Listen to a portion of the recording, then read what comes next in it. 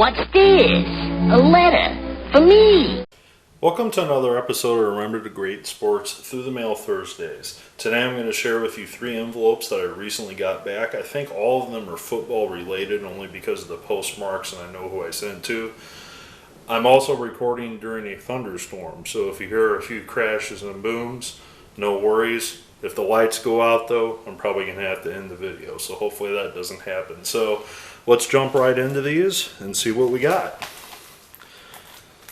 Alright, this first one, pretty excited to get this one back because I've never gotten him before. And this is former Boston/New England Patriot great Leonard St. Jean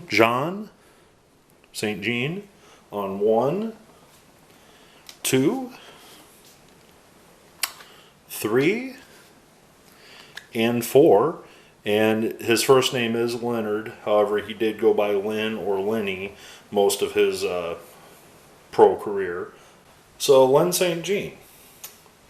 Len grew up in Michigan, where he played his high school and college football in Michigan. He played his college football at Northern Michigan University. After college, he joined the Boston Patriots in 1964 of the AFL. Lenny was known as the Boston Strong Boy and started his career as a defensive end for the Boston Patriots in '64. He recorded 5.5 sacks and played on both sides of the line of scrimmage over the '64 and '65 seasons. He was also used as a linebacker periodically. After the first couple seasons, Len played most of his career as an offensive guard and was recognized as an AFL All-Star guard in 1966. He did play a couple games as offensive tackle previous to this. During his career, he recovered 3 offensive fumbles while playing for the Patriots. One of the things that's amazing about him is that he played in 140 consecutive games during his tenure with Boston and New England.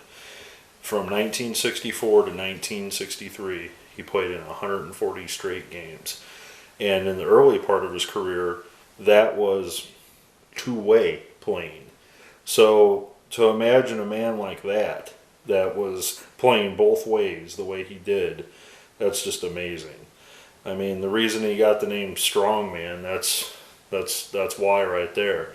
Now, despite him being at the highest level of the game, he only was 5'11". So you normally don't think of your offensive linemen as 5'11" guys, but this guy made it work somehow. So that just tells you that even smaller guys, height-wise, he was a big guy. He's listed as 250, 5'11", 250. But height isn't necessarily something you need to play offensive line. If you have the fundamentals of blocking, then you can be very successful, and this guy's proof of that. So thank you very much, Mr. St. Jean. I'm very happy to add those to my collection. All right, this next one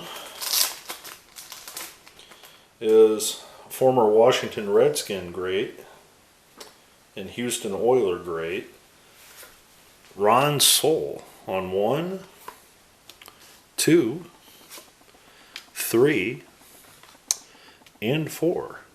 And as you can see, he was an all-pro for a season there, as the card indicates. And Mr. Saul is the current only living of the 3 Saul brothers. Ron had a twin brother named Rich, who played for the Los Angeles Rams, and he was probably the most successful and most notoriety out of the Saul brothers. And his older brother Bill also played in the NFL. However, Ron is the only one that is still living to this day. So let me tell you a little bit more about Ron. So Ron, also an offensive lineman.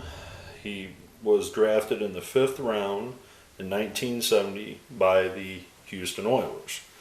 And he appeared in 142 games over his entire career and started 91 of those games. As I mentioned, his older brother Bill and Rich both played in the NFL. His brother Rich is actually a twin, and they were teammates at Michigan State University before they were both drafted.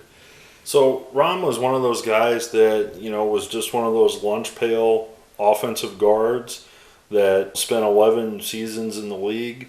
He was very quiet about how he went about his business, and very similar to how offensive linemen overall in the game of football are recognized. They're really not. But he had a long, illustrious career through the entire 1970s, ranging all the way up to 1981. So I'm very happy to add Mr. Saul to my collection. I've never gotten him before.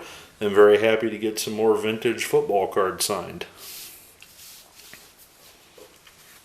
All right, so this final one, and this is postmarked from Texas, is All-Pro.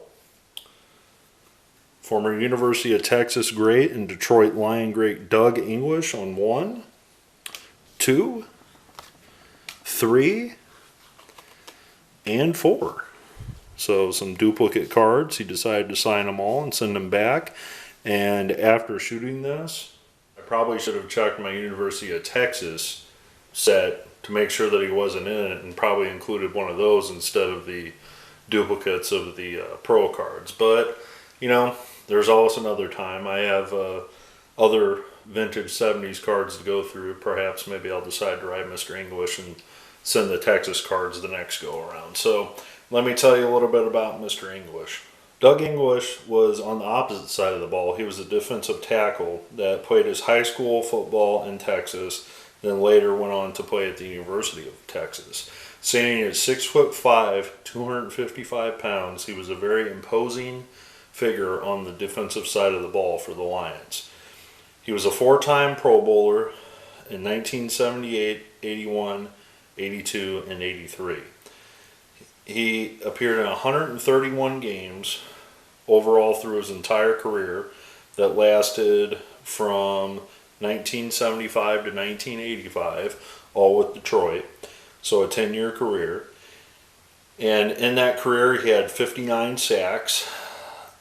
He's also credited with 4 safeties in his career as well with the Lions. In 2011, he was elected to the College Football Hall of Fame with his numbers at the University of Texas. One could probably argue that his 10-year career in the NFL, you might look at him as a Hall of Famer as well. However, he played for the Detroit Lions, which weren't too successful at that time in Detroit history. So overall, I want to thank everyone for signing for me, Mr. Saul, Mr. English, and Mr. St. Jean. I really appreciate adding more vintage autographs to my collection from football. I really hope you enjoyed this episode, and I look forward to your comments below. Thanks.